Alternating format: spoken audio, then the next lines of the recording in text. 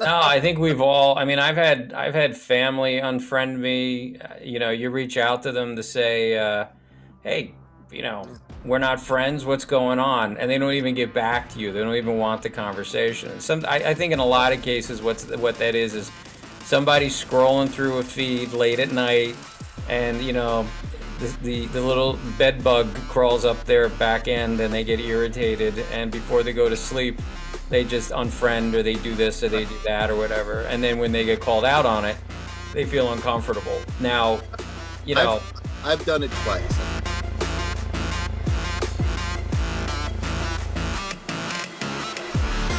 Forget how social media is. You can speak privately, and you can speak. That's a really public thing. And another person offered to teach me how to be an ally. And I know where I've come from. I know the years that I've put in. I'm not going to give a resume because that's a failed, that's looked at as a failed situation as well. So, but I know who I am and I know what I've done. So if you want to come and say, listen, this is what this generation is looking for, or that, it's a whole different thing. But, and yeah. again, in a public forum, yeah, I'll react, that'll get my bronx up. Hmm. Uh, Someone asked me, I was defending the legacy of the school where I work, in the context of, someone has said that the teachers in our school never come to the neighborhood. Well, I know the teachers in our school during COVID not only went to the school or went to the neighborhood, but they drove around with cars full of bags of food Mm. and personally delivered it to families that would have starved otherwise because they had lost jobs and stuff due to COVID. Yeah. And these were people who had gone to the school and come back and to serve, and there were people who had learned to love the community. So I got a little defensive, and one of my good friends there asked me if I was trying to, when I said, there's a lot of great people serving in this school. You can't throw can throw a blanket condemnation down on anybody. Yeah. And I was asked if I wanted to make America great again. That triggered me because, there's a meaning behind that phrase now, right? And there's a set of thoughts, and there's a whole political movement. It's not my political movement, and we had long, awkward conversations back and forth in texts and all that stuff, and it was still not done. But yet, you can't dismiss people like that, and you can't. It's about the nuance. It's about the awkward conversation, you know. So what do you And, think it is about? Because, we've worked on a bunch of different. I definitely consider myself a center moderate kind of individual, and I've kind of had a variety of. Uh, I've supported people all over the place over the years, locally, then whatever. But now, so when making a film, right? yeah, We're doing something, we're working on something. Um, that myself or someone else shares a different view. yeah. What is it? What's going through your head during that? Um, There's a when, couple. Go yeah, ahead, go ahead. go ahead. Now, what's But going through your head during those moments? Uh, you know, Social media wasn't last. Film you and I worked on together was 6, 7 years ago. So I don't think things were as fractured as they are now back then. But I mean, we've done other stuff. We've had talk conversations, and yeah. I always feel like they're very productive. So I mean, what's your thought process? What are you thinking? Because what I really think is interesting is how when things are done right, um, people seem to be able to still function as human beings with each other. And I think that Yeah. that's why I want to do these podcasts. I'm not saying creative people have all the answers because they definitely don't. No. But I know the people in my circle, the people in my circle that I enjoy working with them because they don't share the same views. Um, I say things, and I think sometimes they get off the phone or walk away from a conversation and go, "Oh, well, I don't know if I Right. agree with all of it, but that's interesting." And I know I Right. do the same thing. So, But people have fallen away. Neither of us have the same circle that we started with. right. You know, and either it's occasionally it's some event happens, and occasionally it's you know the beliefs part ways. I think a couple of rules of thumb is anyone who's working with anyone else, everybody has to know whose show it is. You know. Um, and then be willing to respect that. If I'm working on blackjack, that's Alex's creation. Hmm. You there's very if anyone is a fan of blackjack and reads, one of the fans, I was on uh, some call-in show. It was no, it was a class. Alex's teaches a writing class, and I was a guest speaker there. And there was someone who had apparently read everything that we ever put out on blackjack. And she says, I see you. I see you, Chris. I know what you're doing. You show respect. I said, what do you mean by that? She says, Alex talks about the black experience with blackjack. You almost entirely, it's about the action. Hmm. And it's true because I can write a lot of characters and a lot of different characters, but I am not going to think that I know the nuance of uh, uh, someone's pain uh, the way that, say, the creator does. So there'll be a racist situation that he has to deal with, or this or that.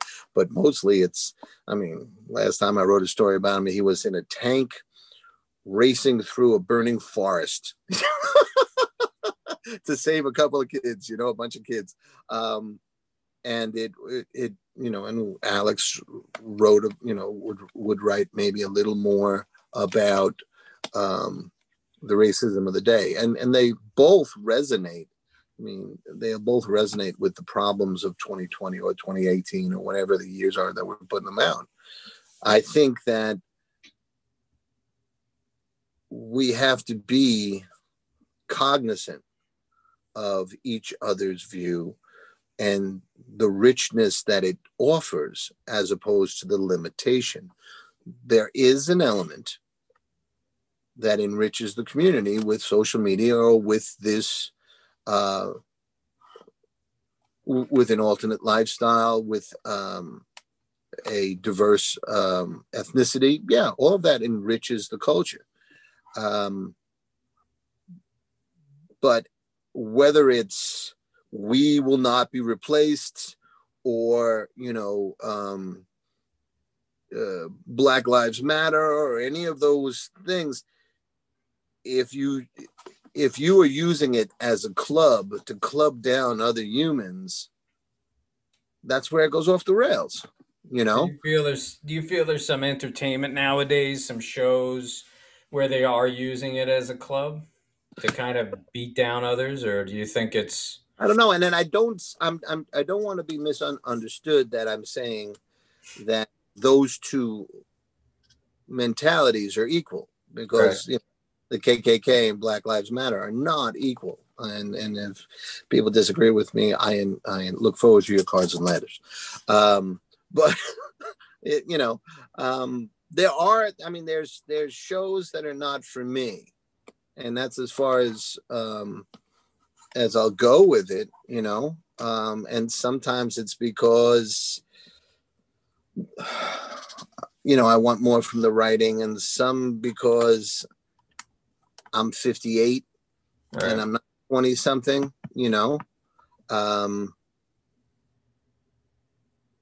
it's never about the diversity or lack of diversity. It's never about who you find love with. Geez, You know, I've been in love for 35 years. And I will say anyone who finds that quality love in another being. I don't care what shape they are, what tone they are. I just, God bless you. Go for it. And it doesn't make a matter to me. If you insist on me paying attention to the nuances of it, or to the political strife of it, or to the pain of it 24/7, I am going to have fatigue. Yes, I am. Right. Yeah. But I have the same complaint with, white only stuff, 24-hour news serve, anything that is oversaturating the market, oversaturating the culture, not the market. I don't care about the buck. I care about the culture.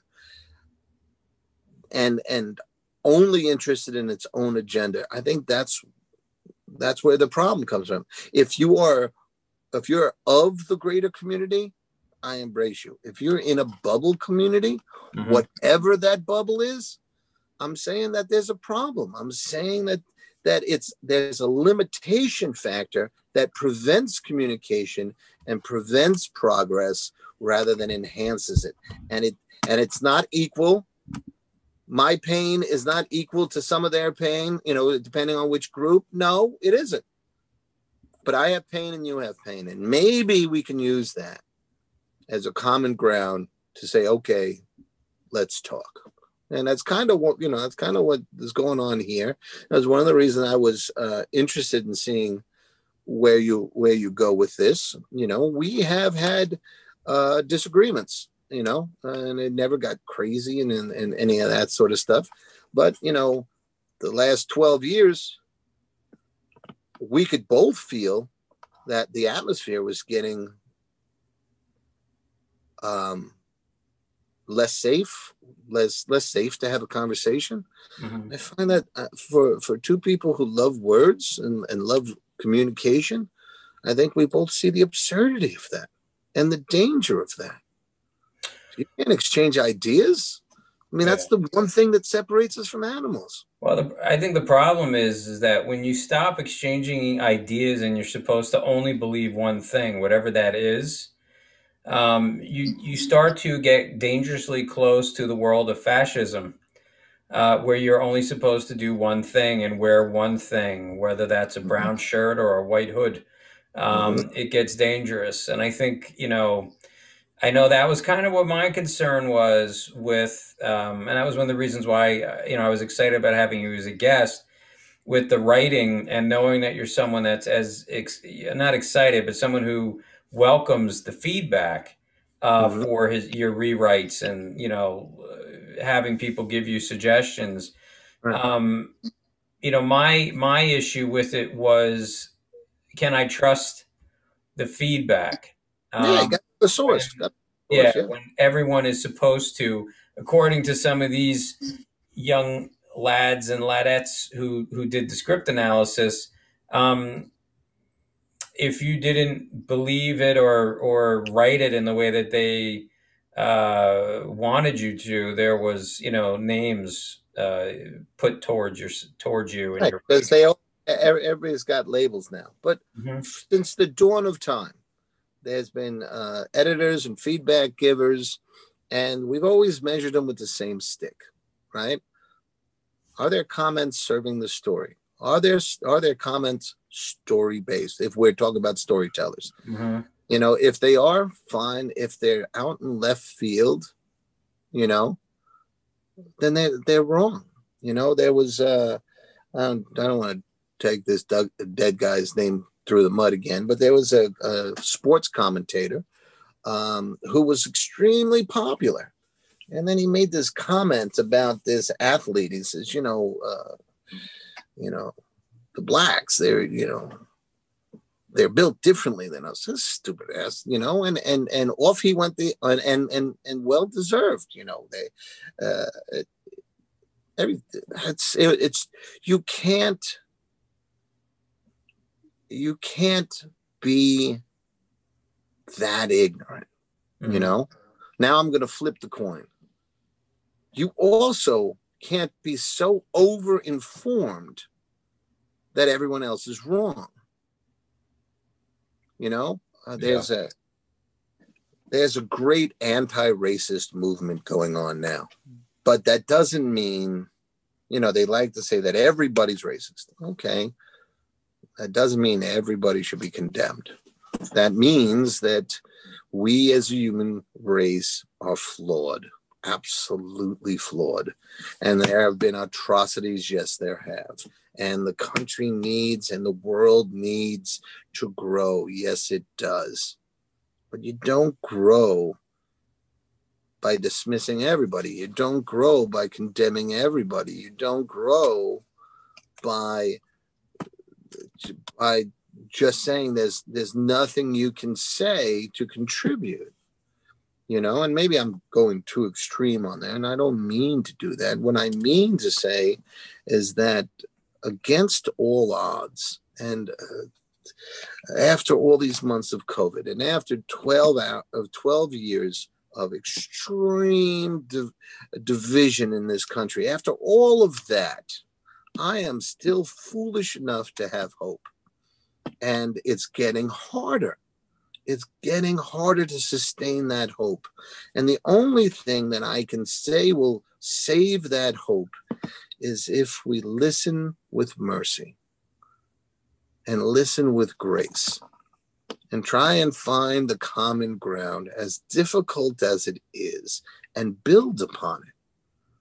Because if we just dismiss, the chasm just gets bigger and darker.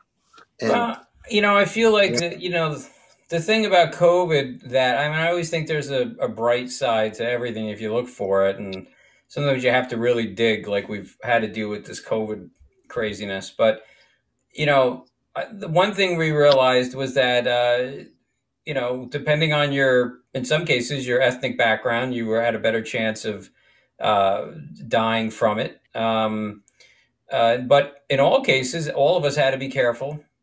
We were wearing masks, or are wearing masks, to protect not only yourself but your neighbor, who could be of any race or background or orientation. And it seemed like for a brief period of time, there was this feeling of unity amongst people, where people were really just kind of looking at each other. And it's how I like to write, and it's how I like to direct and film and do all that stuff, which is that these are just human beings. We're experiencing humans being human. And with the thing with COVID was people I felt were kind of getting to that. And then something, I don't know what it is, got in there and started the divide. And people stopped looking at each other as, you know, we need to kind of be together. And everyone started to go into their tribes, their political parties, their this, their that. And, you know, that mystified me. I didn't understand, and I still don't understand the political capital in making a medical emergency, you know, a political issue. Yeah. The stronger political issue was, you know, protect the people. In whichever way you're going to go about that, but you know, and it's, well, you can feel the ice starting to crack a little bit underneath the, you know, underfoot here, because it's still a very tender wound. You know, it's I don't think we're going to heal from COVID or heal from these last political years of divisiveness. You know, we're not going to be healed up in time for the holidays. We're not going to be healed up in time for the 4th of July. I think, you know, we really have to go through some kind of revelation that, wow, this isn't good for anybody. And there is a way to enrich on all levels, culturally, politically, economically, by pulling together on this issue. You know, I think we should have you know, as I remember the history books, you know, and of course even the history books are knocked for not being complete. Um, we came out of the Depression into World War II, and we were all pulling together. We were all trying our best to help defeat the Nazis and all that sort of stuff. Now, in the same time, we imprisoned our own Japanese Americans and all that sort of stuff. Yes, we weren't perfect. There were some terrible things. They shouldn't be ignored. None of that stuff. Because I don't know one country in the history of this existence in this dimension that has ever been perfect. And I think that that's kind of the issue in this country right now is I mean, I've had a lot of different jobs over the years besides doing filmmaking stuff. And the thing that I've always found interesting in talking to people is people who have come here from other countries. And they'll say, I'm always astonished at how the Americans who were born here just do not appreciate. Yes, is the country flawed? Yep. But in my country, we had to sleep on the floor because there was a civil war and bullets were flying through our windows. That was a woman I worked with at a job I had a couple of years ago. She told me that story. I was mesmerized. She comes here. She's one of the most successful. I just saw something today before we hopped on. She's gone and gotten her notary now. Now she can do notary. She's a real estate person. She works for the government. She does all these things. And it's like, I think sometimes everyone should have to go and live abroad for a couple of years to really kind of see a lot of the things that are offered and realize like, hey, you know what? It's not perfect, but it's also not the worst place in the world. Because there are some places in this world where it doesn't matter if you're taking a walk at night and you're white, you're black, you're Hispanic, it doesn't matter because in that country you will get killed. That's Afghanistan. I had someone I worked with who came from Afghanistan, and the rule of the family was you be indoors at 5:30. It didn't matter who you were, what you looked like. If you were out in the street, the Taliban would get you and kill you. And the father told my friend that if you are, I lock the doors at 5:30, and if you're not in, I hope I see you in the morning. So, they had gates in front of their home. So in that instance, it doesn't matter what color you are, Right.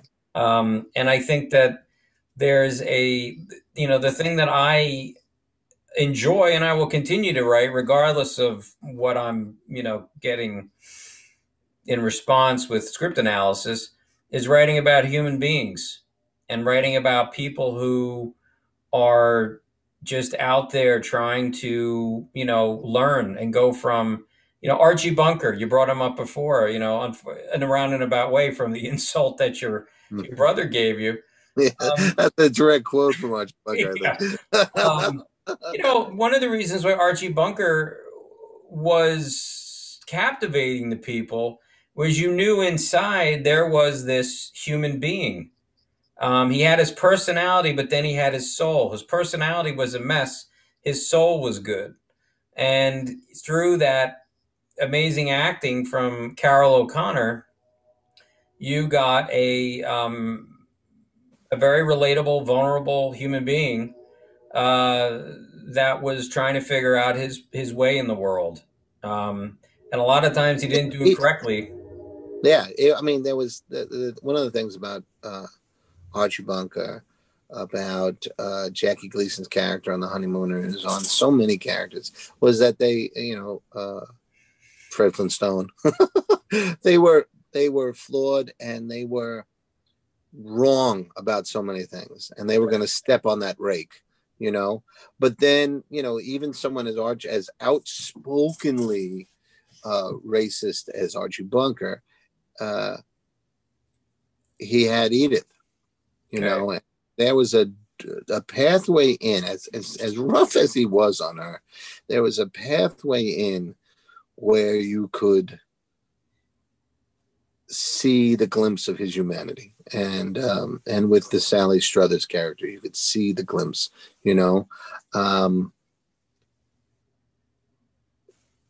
we've grown, our character deaths. You couldn't do an Archie Bunker today and get away with it. In the broad brushstrokes that he was painted with, we demand a little more nuance and a little more struggle from our characters and that kind of thing these days. But you couldn't get to where we are today without him there. Mm-hmm. And each of those things is a step forward and a step, I don't want the sins of the culture to be forgiven. I don't want them to stop us from moving to a better future.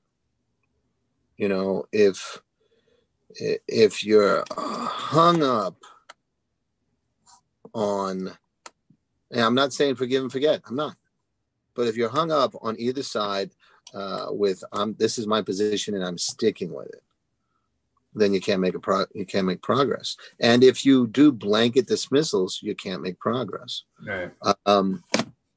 Do I have a ton more to learn? Yeah, it would be really cool if I keep learning until it's over, But one of the things that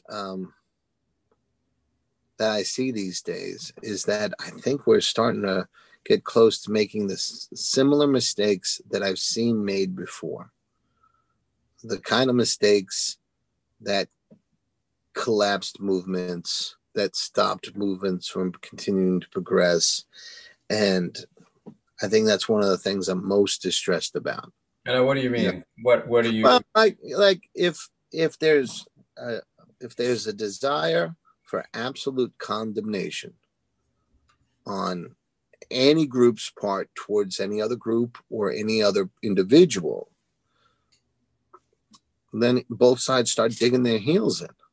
Are you referring to the re-education camps that have been floated by certain representatives from New York? No, I'd like to hear more of that. See exactly what you're talking about with that one. No, I'm talking about if you're a Democrat, no Republican can be right. If you're a Republican, no Democrat can be right. Right. If you're any political leader who says the other side is dangerous is doing the public a disservice. Mm-hmm. Right now, if we're going to get into really dangerous territory, love them, hate them, whatever you want to do, but there's a president who, all the way up to the Supreme Court, the election has been, ratified. And he is still using all of his platforms to say, I won the race, and people are believing that. There are threats made to people for counting votes and not counting them the way that somebody wanted them. That's dangerous.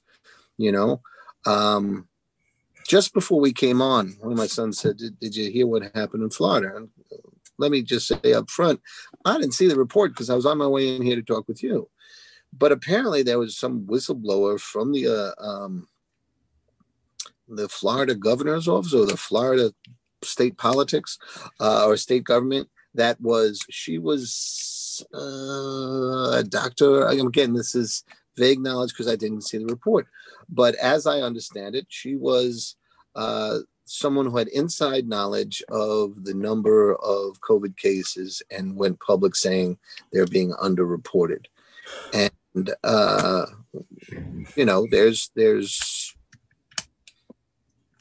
there's ways of finding that out, and apparently police came in and raided her home, guns drawn, to confiscate all her computers. There's, the guns drawn bit, okay, when you first enter, maybe you think the person is more militant, but there's video, supposedly. Again, I'm just going with what I've heard. I'm not saying that I am an expert on this. There's supposedly video of her without any weapons, with their hands up, and they still have their guns drawn, and they're pointing the guns up up the stairs, saying, calling the husband down and the kids, and they still have the guns out with the kids are there. And I'm saying, okay, I know I came from a family of cops. I've done a lot of research on the cops. I know there's a way to secure a home. And I know there's times when you need that. And there's times when you're going after someone who's a computer geek. Right. You know, I say, go ahead, be as careful as you want to be. But I need to see more about that and look into that, because my first gut reaction is, how are we getting here? I think I think there's a couple of things. It's like, I'm a big believer in the universe is always trying to find its balance. And it's only natural whether I'm not giving an opinion on it one way or the other. You had 3.5 to 4 years of Russia conspiracy, Russia agent, Manchurian candidate, on and on and on. All this fake news, to use that term. And now there's election fraud, China did this, China did that, George Soros, Bill Gates, Bloomberg, they all manipulated, what's it, Dominion? That's the other thing they're going on about. So it's like once you put that out there, it becomes dangerous, because what's going to stop you? Put a weapon. There's a rifle in the middle of the street. Anybody can pick it up now. You put it on one side, put it there, or another side, put it there. It really doesn't matter, because it's without a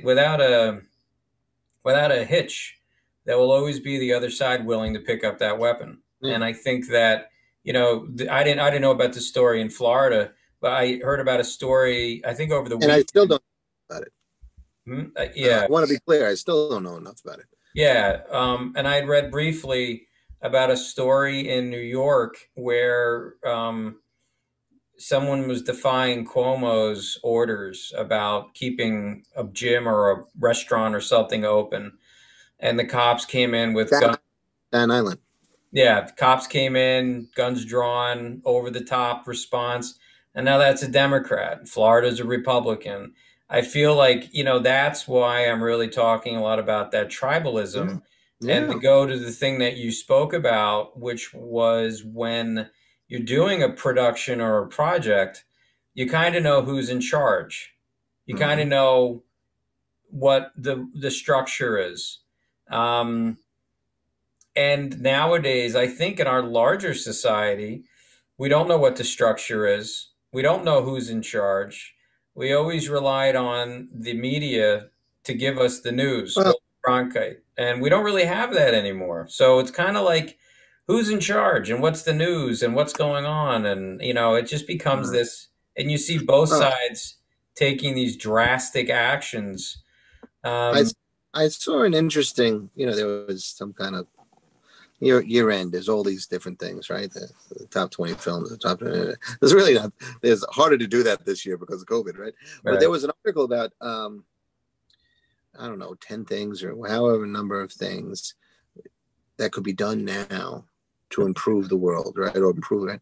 And the one thing that stuck out, and I want to see what you think about this, is take the share button off all social media. And at first I was like, what the hell, kind of useless. But then I started thinking about it. And that's one of the things that is the problem, is you get something and everyone can share it or repeatedly share it blindly to all these other pages or to their own pages. And whether it's true or not, it goes out to a million things. Now, if you can't share it, right, you can comment the hell out of it back and forth, and then you have dialogue, and then you have community. Or you could write your own thing. You could, but it's so much. And one of the reasons that the social media becomes so dangerous is because it's so easy to blindly move past something forward, and not check. Again, I'm a school teacher, and I had kids in a conversation. I was doing a wellness check. Hey, how you doing? What's going on? How you feeling? Because we're all stuck in COVID, right? And a couple of people started speaking about the coronavirus and all this stuff. and a kid says, you know, China did this to attack America. The kid believed this, that it was this, that COVID was created only to hurt America. That's such a, limited, absurd idea, that, I mean, it went all around the world before, by the time it got to us, and everyone's affected, Well, I think the devil's advocate to that, to play devil's advocate, is the idea is that China's government, not the people, are so corrupt and so uncaring and cull their own citizens that they would be willing to sacrifice all of that to get ahead. That's what I've heard the argument be on the other side. And with respect, I would say it's utterly insane to unleash a weapon that you can't control. Of course, we've done that with atomic weapons and this and that, in that you couldn't, wherever it exploded, it was going to have this kind of effect. But everybody is suffering the same kind of fallout from this thing. To say that, well, there would be a political or business benefit, someone else, one of the other kids was like, well, Chinese medical companies are going to make a profit. Well, they're not the ones who are leading the vaccine. It's if they were doing world domination of medical supplies or something, I could see. Well, most of our medicines are created over in China. And they did buy up a lot of the PPE stuff prior to it really, them releasing the information and the data. I think they were going to try and save their people by buying all that sort of stuff. I don't think they were trying to corner a market. And I'm not saying, there's innocence or this or that, but the thing that alarms me is that the students who are 17 and 18 years old spoke of this with absolute surety. Absolutely, this is a fact, like 1 and 1 is 2. And I think you have to, you have to think of it as a possibility, but it's not a definitive, because you have to get, I mean, I don't even know. Do we know if there were Chinese government officials that got COVID? And I'm not going to profess to be the expert on any of this stuff. Yeah, because the point I'm trying to make is that, and I'll add something to it to try and help underscore it. It reminded me of, I spoke to my in-laws who grew up in Sicily and during World War II, right, early days, and back in the old days of my teaching, I was teaching not only English but social studies, and we were doing World War II. So I interviewed them for the students, and two sweet people, Yeah. And they said, "Well, what did we know? How the kids go." This was 30 years ago, but how the kids go to school and they pledge allegiance to America. She said, we pledge allegiance to now I'm losing, not Mussolini. Mussolini. She said we did. And the father, that was the mother, and the father said, yeah, I was in what would be considered the Cub Scouts here, but it was the brown shirt, it was indoctrination, and it was accepted as fact. And what I'm looking at now is that because of social media, whatever social media bubble you wind up in, you start accepting whatever comes your way from that bubble as absolute fact. Well, and I think that's that gets down to the guts of it all, which is, you have to keep yourself open. I think even if you get to a point where you're definitive, and you say, well, this is my reality. Like my personal feeling, China had a lot to do with this. They had a lot of reasons as to why they wanted it to go this way. However, with that being said, I'm not God. I don't have all awareness of all. And there may be information that comes ahead in time that makes you go, oh, that wasn't the way it was. But I'm also not going to go to war with people over it because Right. I don't know. And I think that You know, that's kind of the key is having flexibility in right. your communication. And I agree that this flexibility is key. I suspect that history will wind up showing that this outbreak was to China what Chernobyl was to Russia. Hmm. It was something that was That may horrible and be. something they tried to contain, but it wasn't something that they said, all right, and now 2 months until Chernobyl. I don't think that. I think it was whatever started it, and it got way out of hand. And yes, China's government is about containment, you know, but name a countries whose government is not about containment. I'm not trying to absolve their sins. I'm trying to say there's a little bit of that in any government. Mhm. To what degree defines the government. I think there's more of it in China than maybe in other governments and all that sort of stuff. But I think it's going to be more. It's going to be looked at in history, and I don't know how long that'll be.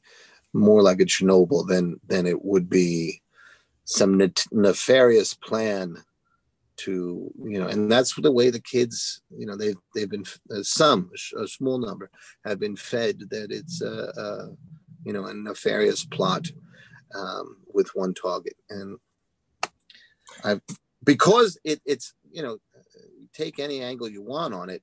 It's, to me, the thing that worries me, that makes me bring this up, is the absolute confidence with which they accepted that information. Mhm. And they reminded me very much of my in-laws saying, "Yeah, we praised, we pledged to Mussolini. Yeah, what did we know? We didn't know any better." Yeah. And I think we're at a point now where we have to mature our thinking about the power of social media and whether or not it can be just let loose to be abused any way it wants to. I'm not Mhm. saying there should be censorship. I don't think there's an easy answer to this. I was intrigued with the share. I don't know if I'm ready to sign on, but well, that's a different way of looking at that. Is how do you slow the hysteria? I Yeah. also believe, and people look at me askance for this. I believe the 24-hour news cycle was a mistake. Mhm. Originally FCC, the agreement was you can have a television license for 23 hours. You put profit uh, television on, sure, but there's 1 hour, and I think it was the 6 o'clock hour was designated, where you report the news, no commercials. Right. And I think that's a healthier model than 24-hour news cycles.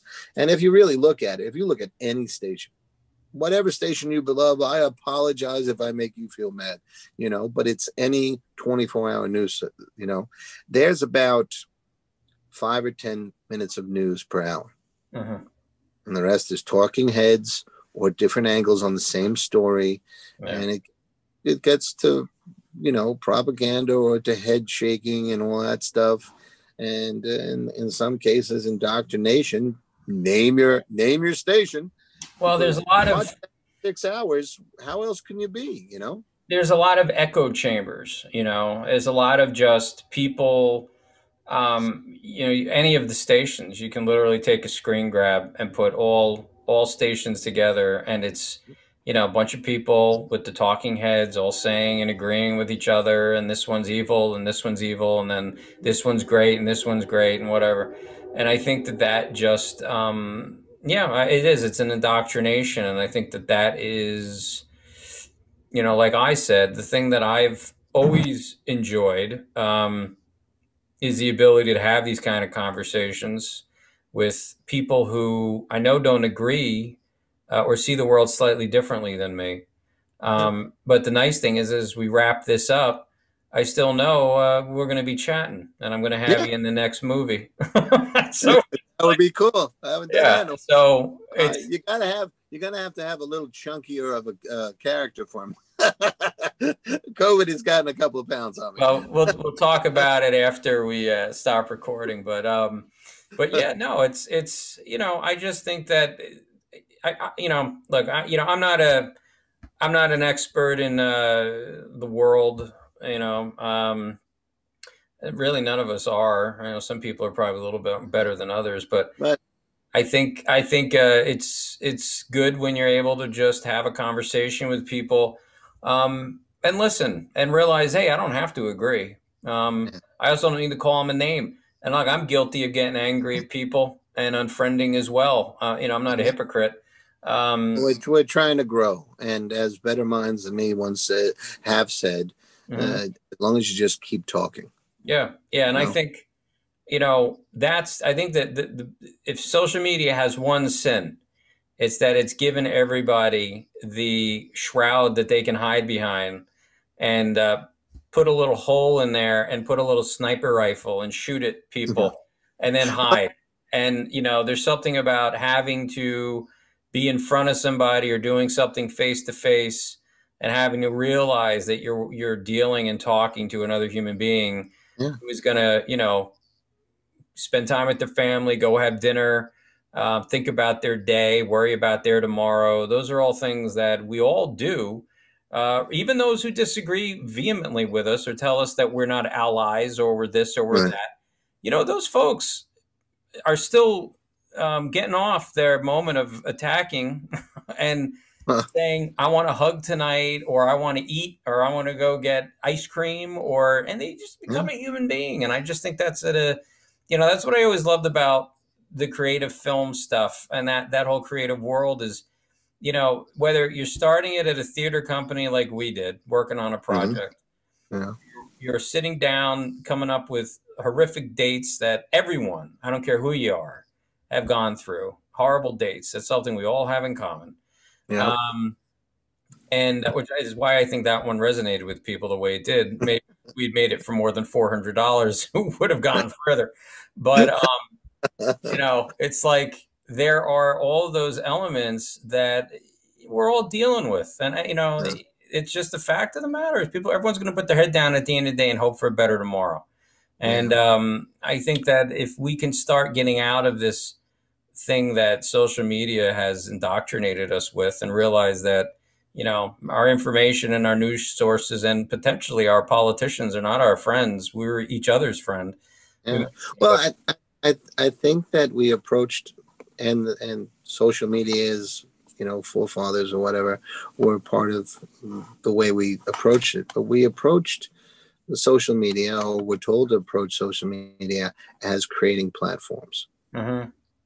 And that means everyone's up on their soapbox and everyone's yelling and no one's listening. I think we got to stop thinking of it as a platform and start thinking about it as come to the table.